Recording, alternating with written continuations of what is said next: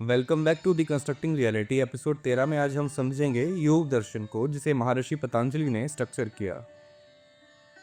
योग दर्शन classical Indian philosophy का एक मेजर स्कूल है जो माइंड, मेडिटेशन और लिबरेशन पर फोकस करता है।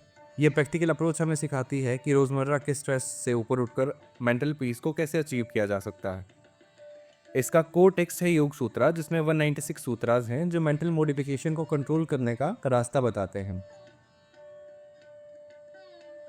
योगा की रूट्स एंशिएंट इंडिया और वैदिक ट्रेडिशन से होती हुई उपनिषद और फाइनली पतंजलि के योग सूत्रास में फॉर्मलाइज हुई। हजारों सालों से चली आ रही इस ज्ञान की धारा को जब पतंजलि ने एक जगह समेटा, तब जाकर हमें एक स्ट्रक्चर्ड फिलॉसफी मिली जिसे आज पूरी दुनिया फॉलो करती है।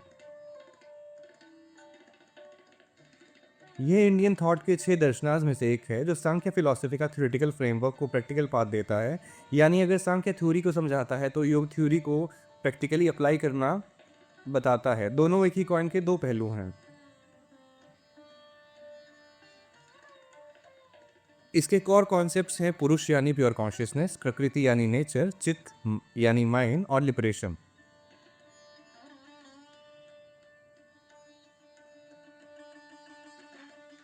सांख्या जहाँ रियलिटी को एनालिसिस से समझाता है, वहीं योगा उसी रियलिटी को एक्सपीरियंस करने के लिए प्रैक्टिकल मेथड देता है।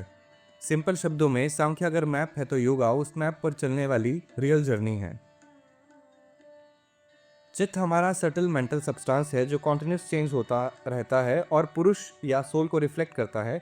इसको आप एक क्लियर वाटर या मिरर की तरह समझ सकते हैं। अगर इसमें हलचल होगी तो आप अपना रियल सेल्फ कभी देख ही नहीं सकते।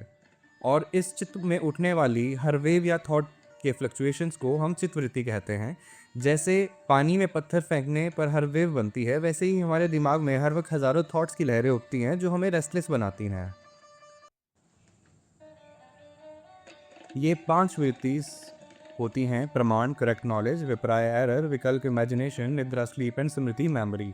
हम दिन भर जो भी सोचते हैं या कोई इमेजिनेशन में होते हैं, इन पांचों के चक्रव्यूह में ही हमारा माइंड फंसा रहता है।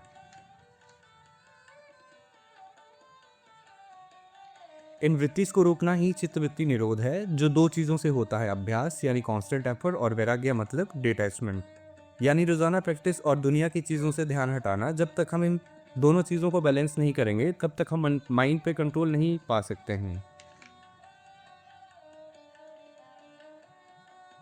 हमारे दुखों के पीछे 5 क्लेशास होते हैं: अविद्या मतलब इग्नोरेंस, अस्मिता मतलब ईगो, राग मतलब अटैचमेंट, द्वेष मतलब अवर्जन और अभिनिवेश मतलब फियर ऑफ डेथ। यही वो 5 ऐसी बीमारियां हैं जो हमारी खुशी को छीन लेती हैं। ईगो और अटैचमेंट ही हमें हर वक्त परेशान करते रहते हैं।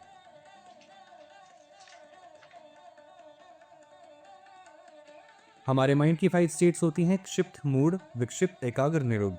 आपको पहचानना होगा कि आपका माइंड किस स्टेट में है। क्या वो हर वक्त बहकता रहता है या फिर किसी एक पॉइंट पे फोकस करता है।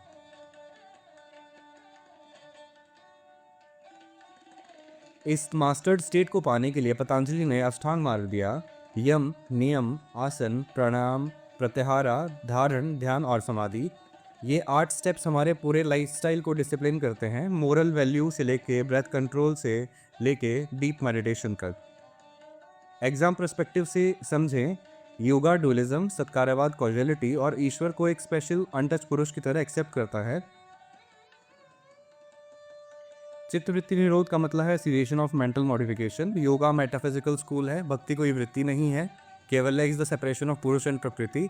अष्टांग मार्ग में मंत्र रिसाइटेशन नहीं आता और पतंजलि ईश्वर को एक स्पेशल पुरुष मानते हैं। ऐसा ही डीप कंटेंट देखने के लिए फॉलो करें ज्ञान एंड लोगोस को। मिलते हैं अगले एपिसोड में, तब तक के लिए be curious, seek with in. नमस्ते।